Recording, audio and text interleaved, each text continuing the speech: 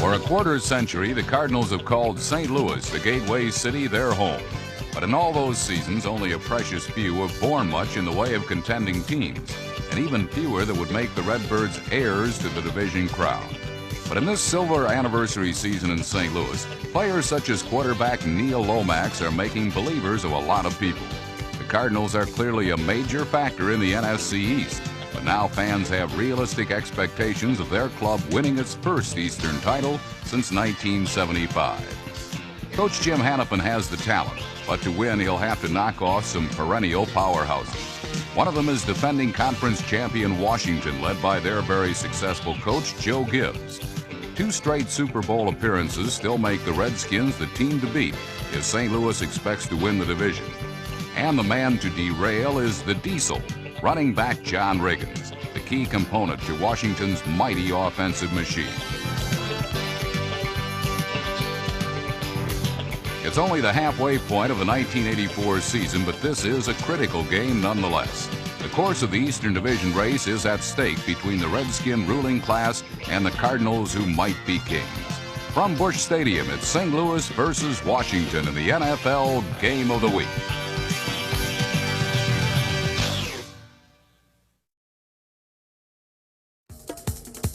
When there's something strange in the neighborhood, who do the Cardinals call? Zone busters. And they bear little resemblance to Bill Murray or Dan Aykroyd. Nope, they're quarterback Neil Lomax and wide receiver Roy Green, the most deadly deep passing combo in football today. When these two connect, the opposition doesn't stand a ghost of a chance. The Lomax to Green connection clicked for a 38-yard touchdown on the game's very first drive to make it 7-0 St. Louis. And then right afterwards, the Cardinals went from zone busters to wedge busters, sending a few chills down the spine of Washington's ace kick returner Mike Nelms, number 21.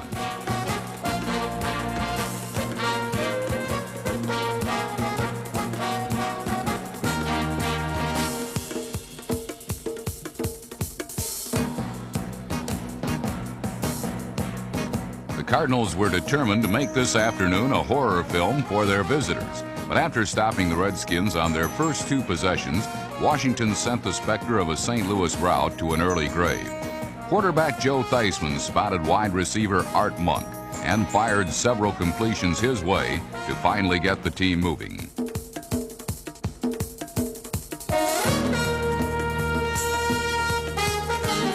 From in close, Theismann spotted tight end Clint Didier, number 86, and the game was quickly tied.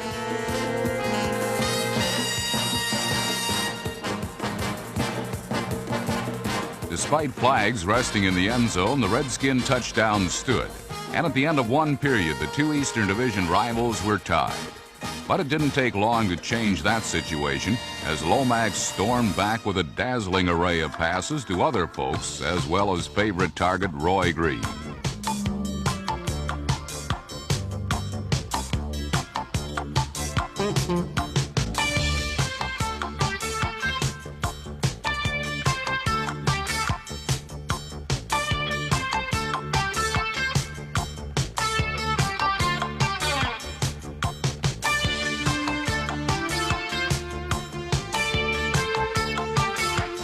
Green was aided and abetted by the likes of Doug Marsh, Danny Pittman, and Pat Tilley, all of whom made important plays in St. Louis's second scoring drive of the day.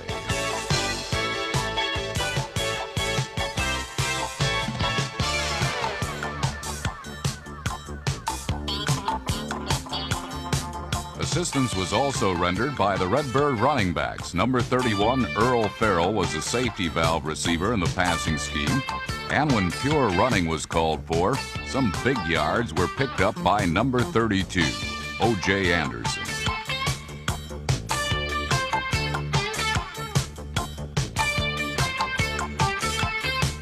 The drive stalled short of the end zone, but the Cardinals did get a field goal from Neil O'Donohue. The St. Louis place kicker would later play a most significant role in the dramatic flow of this game. He would be a living testament of the peaks and valleys of the day. But for now, his kick gave the Cardinals a 3-point advantage and inspiration for some sturdy defensive work from the Redbird rush.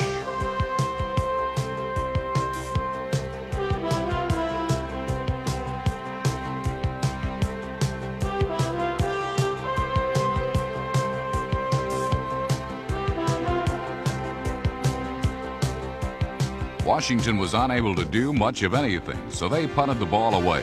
The recipient was one of the league's most dangerous kick returners, number 30, Stump Mitchell. And Stump quickly showed why his reputation is so richly deserved.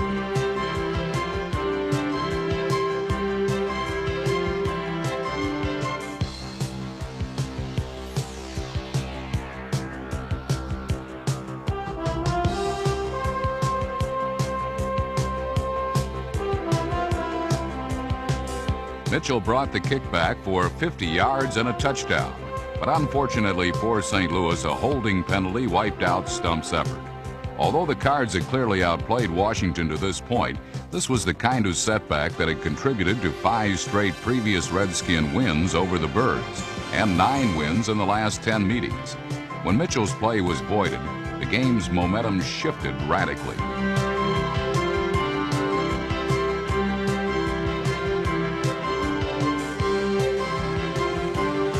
The Cardinals still had the ball even though the touchdown was gone. But now the Redskins had rekindled their missing spark that would see them play airtight defense for the rest of the half. The once unstoppable Cardinal offense was now finding the going much rougher. Those first period holes were now replaced by a wall of white-shirted Redskin tacklers.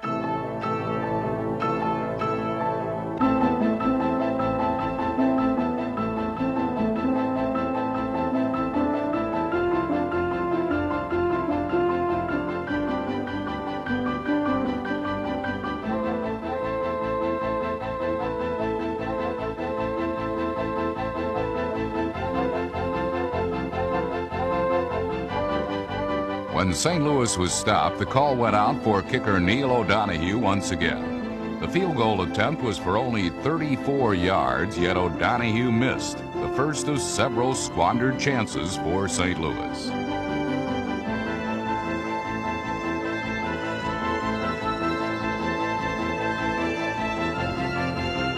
This second tough Cardinal break within a few minutes appeared to take some of the steam out of the home team.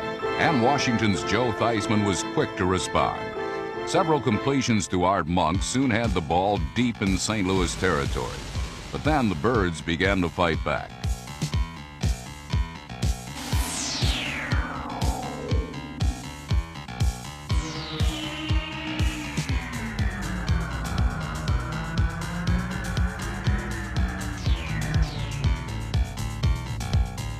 First, it was the wrath of the Red Rush. Then Joe Theismann committed a fumble on a 1st and goal play. As the halftime gun sounded, St. Louis recovered and held on to their precarious 3-point lead.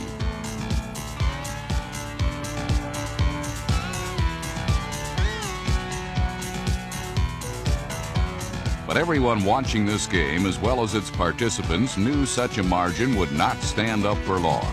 And as the third period commenced, Washington attacked with their most basic yet effective weapon, running back John Riggins.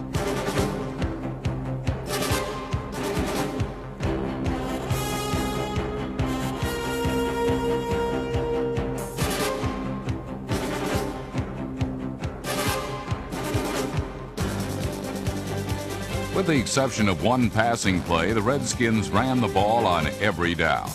Riggins carried 8 times for 40 yards as the Diesel just simply wore down the defensive opposition.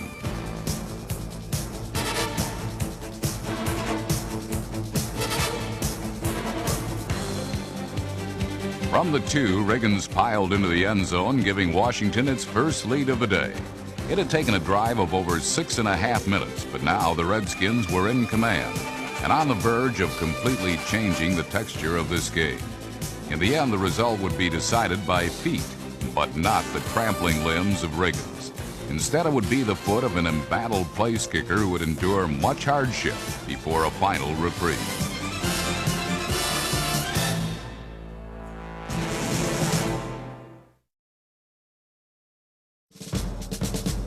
Following his go-ahead touchdown, John Riggins did what he normally does when he's on the sideline. He took in some oxygen, preparing for the Redskins' next offensive series. That came about shortly after a Cardinals fumble, but this time the key plays were provided by Joe Theismann and the passing game.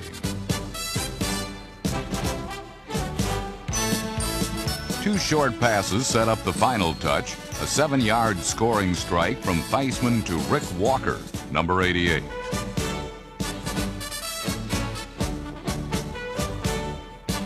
Walker, usually employed as a blocker for Riggins, got a rare opportunity to catch the ball, and the tight end came through. It was his first touchdown reception of the season, and even though he was wide open, he smothered the ball to make sure that he wouldn't lose it.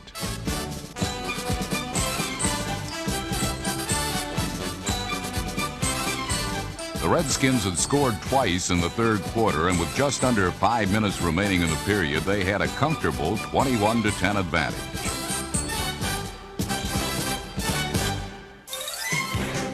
Neil Lomax had a little business to take care of while he waited to get back in the game.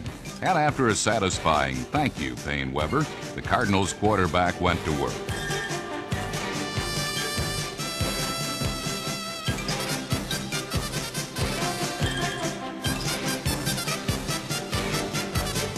A bullet to tight end Doug Marsh got things started.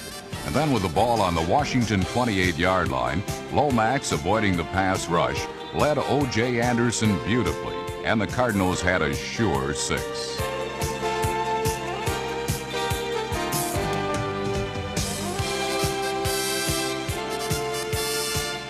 Not so fast. Anderson played patty cake with the ball, and the sure 6 turned out to be just another incompletion.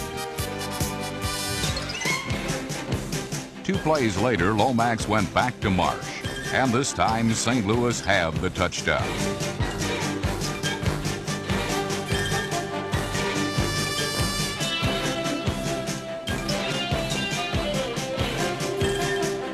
Marsh, in his 5th year with the Cardinals, is having his finest season. With the rapid development of Lomax as one of the league's brightest young quarterbacks, Marsh's role in the passing game has expanded, and the sure-handed tight end has made the most of it.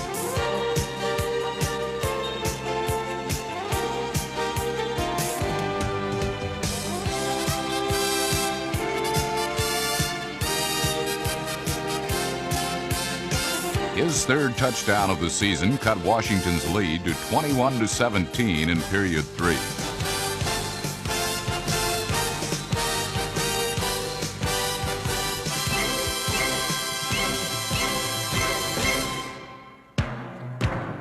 As the third quarter turned into the fourth, the Cardinals' defense needed to take charge.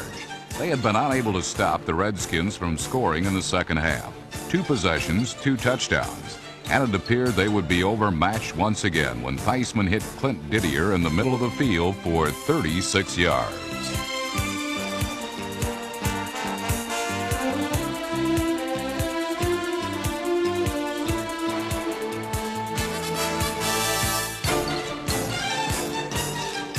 Didier is used to having outstanding quarterbacks throwing the ball to him. With the Redskins, it's Theismann, of course. In college at Portland State, his quarterback was none other than Neil Lomax.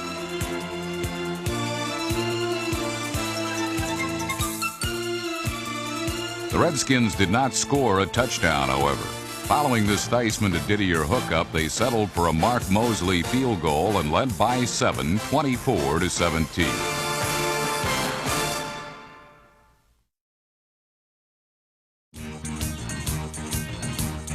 The Redskins are a difficult team to come from behind against, particularly in the fourth quarter. And on the kickoff following Mosley's field goal, St. Louis demonstrated the kind of sloppy football that usually signals defeat at the hands of Washington.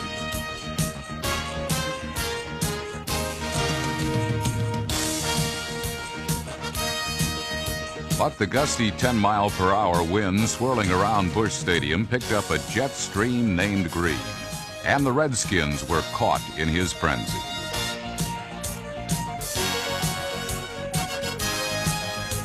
Roy Jetstream Green blew away the Washington secondary with his 2nd touchdown of the game. This one an 83-yard sprint that left the Redskins gasping for air. Green would end the day with 163 yards receiving, giving him just under 900 yards at the season's midpoint. A missed extra point left St. Louis behind by a point with 12 minutes left in the final quarter.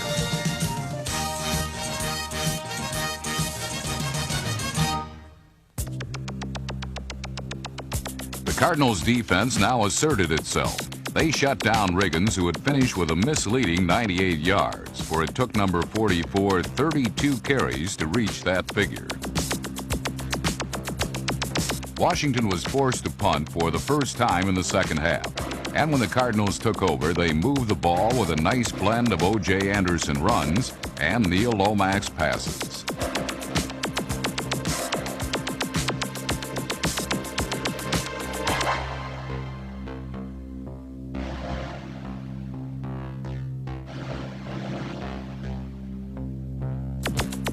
With just over 3 minutes remaining in the game, Lomax was faced with a 3rd and 15 from the Washington 35-yard line.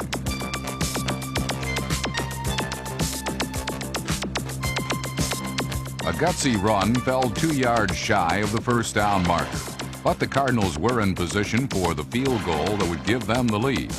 The man on the spot was Neil O'Donoghue, who had earlier missed an extra point. And from 40 yards out, the kicker let it rip.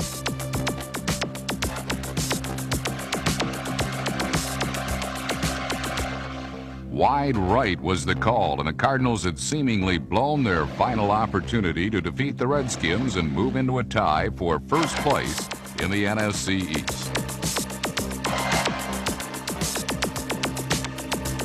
The outlook was indeed grim for the Big Red. Washington, with Riggins powering out first downs, runs down the clock as well as any team in the NFL. But it didn't happen that way at all. St. Louis got the ball back with 2.5 minutes left, and Lomax went to work, brilliantly using his receivers and the clock.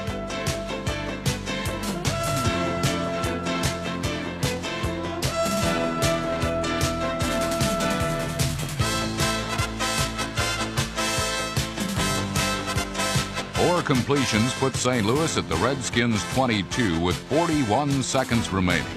But a blitz by Washington's linebackers pushed Lomax and the Cardinals back 7 yards and set up the most important down of the game.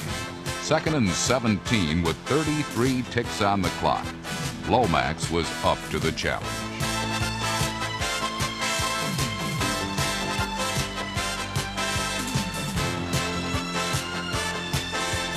A bullet to Pat Tilley, number 83, was good for 21 yards.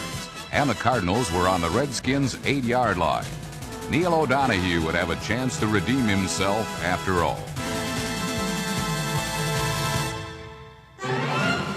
With 5 seconds left in the game and St. Louis trailing by a point, 24-23, O'Donoghue lined up the 21-yard field goal that would mean either victory or defeat.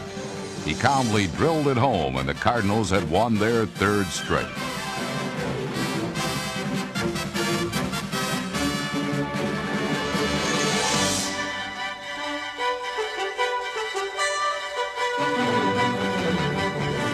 It was another day in the dawning of Neil Lomax, who was on his way to establishing himself as the finest quarterback in the NFC. For the Cardinals, the victory was particularly special. They had now defeated the Redskins and the Cowboys and shared the top spot in the NFC East with their rivals from Washington and Dallas. For Jim Hannafin, the victory meant respect. His Cardinals are serious contenders in a division in which all 5 teams are within a game of each other midway through the season. But the Cardinals are perhaps much more. With consecutive victories over Dallas, Chicago, and now Washington, the Cardinals have quite possibly moved into the position of being the favorite to win the NFC East. It's a role that they will no doubt play with relish as they point confidently to the second half of the 1984 season. The final from Busch Stadium, St. Louis 26, Washington 24.